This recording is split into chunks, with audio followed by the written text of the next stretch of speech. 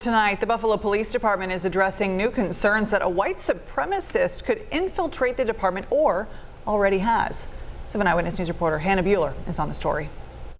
According to members of the Police Advisory Board Committee for the Buffalo Common Council, Buffalo is the 6th most segregated city in the United States. We brought this issue together because of community wanting this issue. So we're trying to represent the community's interest in this issue. Members of the Police Advisory Board presented information on white supremacist theories, or people who they say could infiltrate branches of government and police departments. As a precaution, the Independent Volunteer Advisory Board took up the topic of white supremacy in police departments Wednesday and wants to know if that were the case in Buffalo, what would be done. We are not here to accuse, but just to bring the message from the community and provide the research on the topic and ask the tough questions. According to this Police Advisory Board document presented to the Buffalo Common Council, some residents believe white supremacist groups and individuals who mean harm specifically to Black, Indigenous people of color have infiltrated the BPD.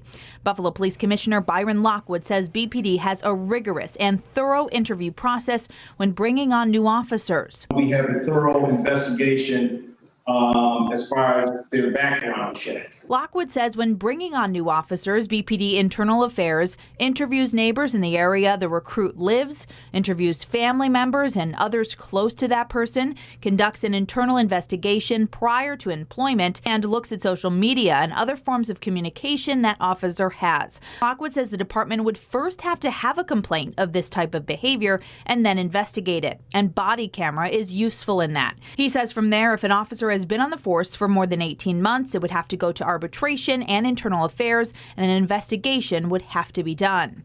Councilmember Ulysses Wingo says he believes the department does a great job of vetting officers, but says it goes further than just when they're hired. After an officer gets on a force, I believe needs more attention than the initial review